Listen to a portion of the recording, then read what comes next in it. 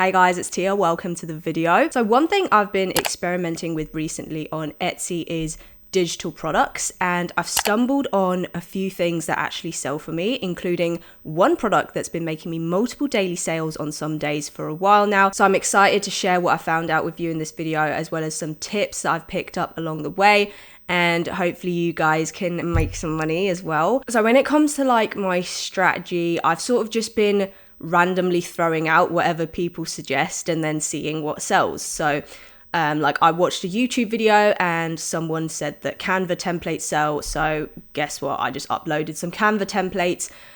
Spoiler, these haven't sold for me, but obviously some things have, and that's what I'll be talking about today. I'll also be talking about how you can find the actual products and keywords in that category that are selling well, so you can take inspiration from them. I did make a separate shop for digital products only, but that was after I tested stuff which I uploaded in my first shop, which is now just an absolute mess. It's got mugs, shirts, stickers, digital products, everything's mixed together. Now that second digital only shop has been doing much better in terms of not only selling digital products, but general traffic to those products as well. So I suggest people do make a separate store if they want to sell digital products.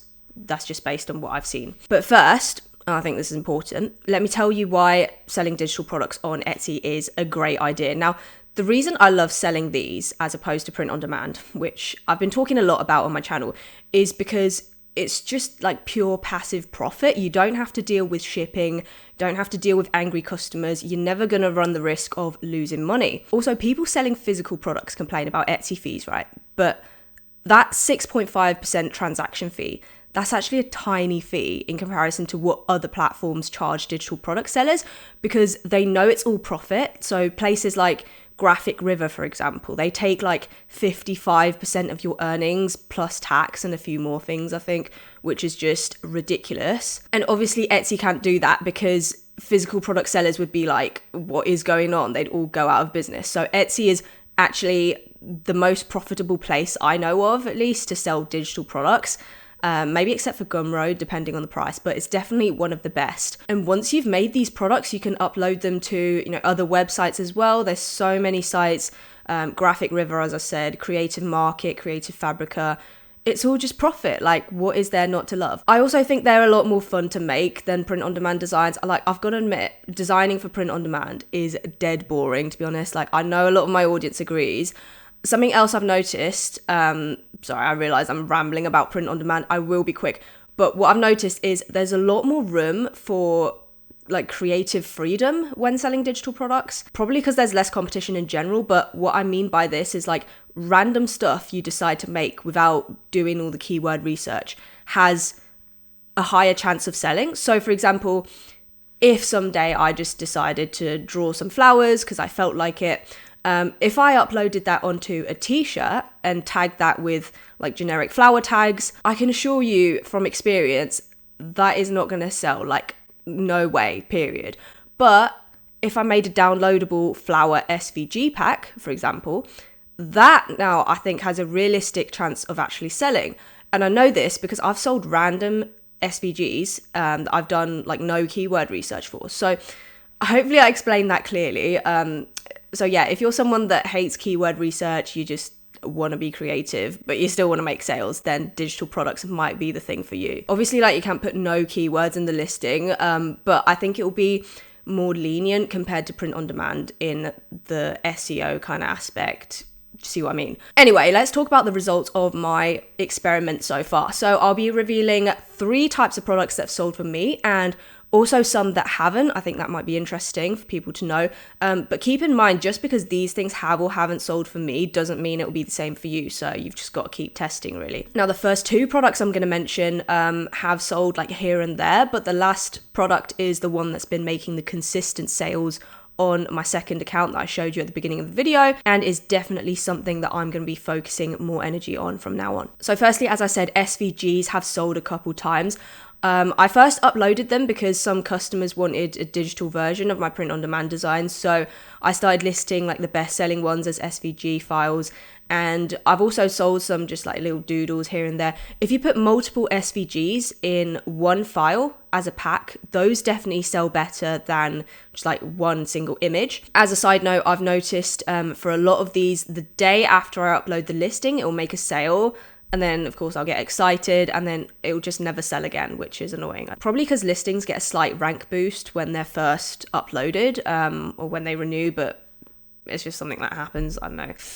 Now, if you do make SVGs, you want to tag them with the word Cricut because that is something that's really big on Etsy. I've noticed like it's basically this machine that cuts vinyl. They upload the SVGs onto this program. It's called Cricut Design Space and it cuts it out. So if you're going to make SVGs, don't make them have like too many small gaps in between or like too intricate basically. So yeah, SVGs are one thing that has sold a couple times for me. Now, something that hasn't sold for me yet is printable wall art.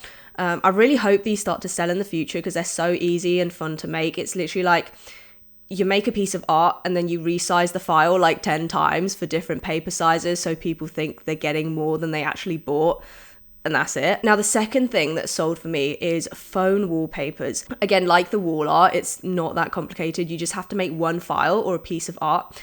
And then, as I said, like resize it a bunch of times for different phone sizes. You can do one for like iPhone 11, iPhone 12, Samsung, whatever. Like, again, I know it seems so unnecessary because, you know, whoever downloads it can just crop the picture, but just do it anyway because more files, more fluff. Now, for the cover image of these, I just took a screenshot from my phone lock screen and then I photoshopped it behind the numbers to make it look something like this. Okay, now for another thing that hasn't sold for me, which is Canva templates. I specifically made them for like Instagram and social media templates because I've seen these sell for other people, but for some reason they just don't sell for me, even though they do get views. I don't know, maybe my designs are just crap. I'm hoping these will sell in the future though. Okay, so finally, the product you've all been waiting for, the one that has sold the best for me so far, is fonts. So I started making these to use in my print on demand designs and just for fun basically, but they really started selling on Etsy, especially when I put them in like font packs like this. So I upload the individual fonts I make as separate listings and then I bundle fonts that are similar into packs. So I can make as many listings as possible. An example of a font I've made is actually one that I've used in some of my recent thumbnails on YouTube. And I make these in Illustrator. I do the artwork on my iPad and then I export the font using an extension called fontself, which converts the font artwork into OTF and TTF files. So I upload both types of files in my listing. Also, some people use fonts for Cricut, so I export the letters separately as SVGs and PNGs. That way I can actually put Cricut in my tags and have it make sense. Fontself is a paid tool. I'm not sponsored or affiliated, but I think it's really good for making fonts. It lets you make ligatures and stuff as well. If you don't want to get it, there are some free ways. I know you can make fonts for free online. I think Calligrapher is one of the best free font tools out there. I just think fonts are a great thing to sell because everyone's like handwriting is unique and also they're in demand, but there's like a higher-ish barrier of entry. It does take a while to sort of learn how to make fonts properly, whereas literally anyone can make like SVGs and print on demand designs in like 10 minutes. So if you learn to make fonts, you have an advantage. But then again, it's not rocket science. Like I might do some more in-depth videos in the future if that's something people want to see. But for now, I just think fonts are a great digital product to sell. You can sell them on other places as well, like Graphic River, Creative Fabrica, the rest of them. Some other random tips that might be helpful. So do like a massive discount. I do at least a 50% discount on all my products when I first upload them. And then as stuff starts selling more, I just edit the discount to like, 40%, 30%, and so on. It saves time having to actually edit the prices, and also discounted stuff does rank better. Bundles are always good. Like the more listings, the better, really. As for keywords and product ideas, I use this tool. It's called Sales Samurai. I link a free trial down below. I just put the main keyword in search and it spits out some products that sell well. and also some keywords. There's also a Chrome extension that does this straight in your browser as well. So for whatever digital product type you choose to sell, you can take inspiration from the bestsellers, and also for keywords, just design for the ones that have fewer results and more search volume, and that's how you get some traffic. So yeah, just some thoughts on digital products based on what I've noticed. Hope you found that video useful. Let me know if you have any questions down in the comments. Thanks for watching, and I'll see you in the next video.